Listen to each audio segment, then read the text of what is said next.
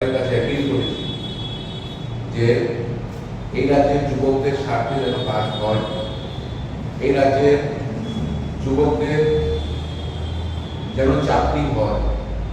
কিন্তু আমরা দেখেছি যে শাসক দল মিডিয়ার সামনে এসে পুজোর আগে কিছু ভুয়ো কথা বলে এবং মানুষের আশাকে জাগিয়ে রাখার জন্য কিছু মিথ্যে কথা সাজিয়ে মানুষকে বিভ্রান্ত করার চেষ্টা করছে।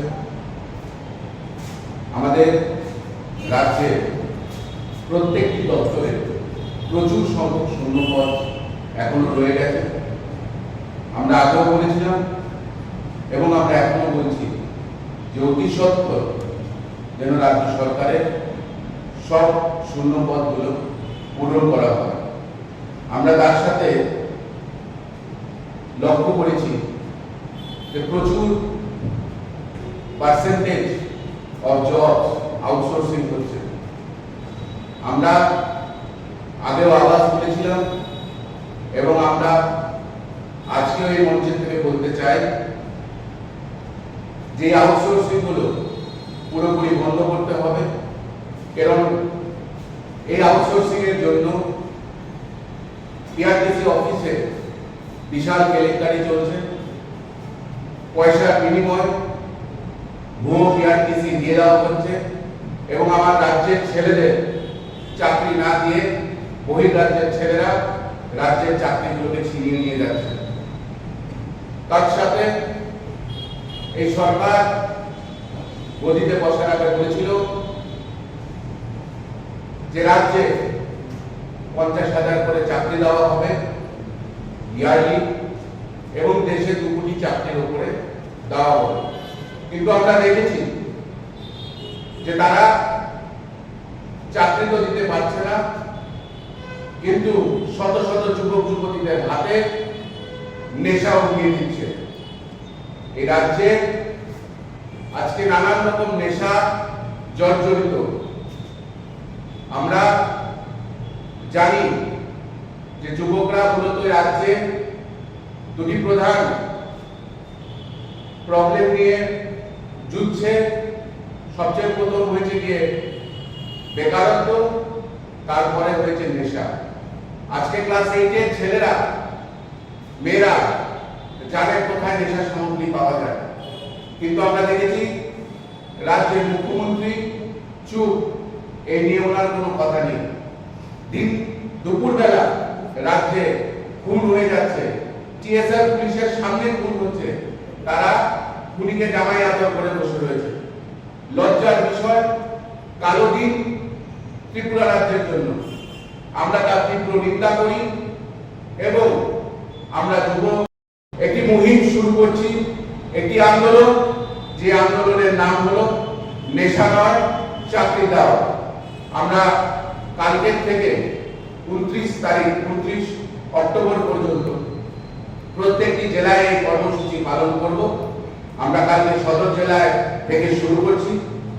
আপনারা সকলেই থাকবেন এবং আমি এই রাজ্যে সংগঠিত অসংগঠিত রাজনৈতিক অরাজনৈতিক যুবকদের বলবো যে আমাদের হাতকে শক্ত করুন এবং এই আন্দোলনকে জোরদার করে তুলুন।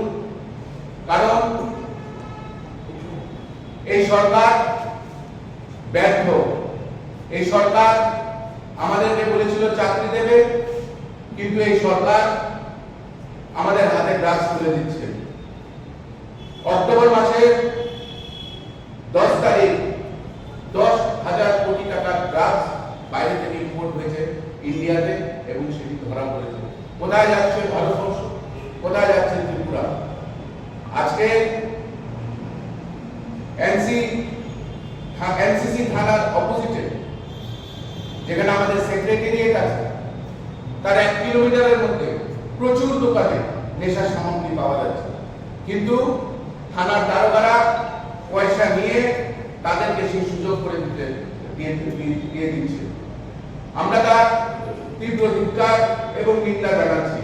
এই নেশা ব্যবসা বন্ধ করতে হবে অতি সত্বর, নয়তো আমরা আইন অমান্য আন্দোলনে ডিসেম্বর মাসে আমরা যুব কংগ্রেসের তরফ থেকে রাস্তায় নামবো এবং যদি রক্ত ঝরে রক্ত ঝরবে, যদি আমাদের ছেলেরা আক্রান্ত হবে, কিন্তু এই ত্রিপুরা রাজ্যকে নেশামুক্ত করে তোলার যে দায়িত্ব, সে দায়িত্ব ত্রিপুরা প্রদেশ যুব কংগ্রেস হাতে নিয়েছে।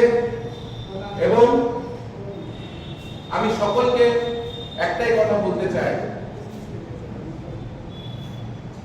যে যারাই এই নেশা ব্যবসায়ের সঙ্গে যুক্ত, আমরা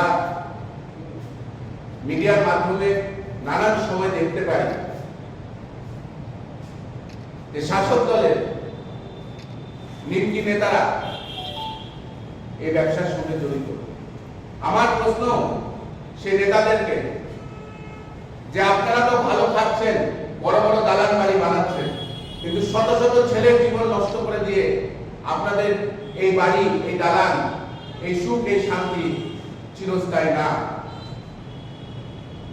আমি তাই রাজ্যের প্রত্যেকটি যুবক যুবতীদেরকে বলবো যে নেশার বিরুদ্ধে লড়াই করো এবং অতি সত্ত্বর যাতে রাজ্য সরকার আমাদের সরকারের যত দপ্তর আছে সেই দপ্তরের শূন্য পদগুলো যাতে ভর্তি করে দেয়, তা নিয়ে আমরা কালকে এবং কাল থেকে শুরু করে 29 তারিখ পর্যন্ত আমরা প্রত্যেকটি জেলায় আমাদের কর্মসূচি শুরু করব।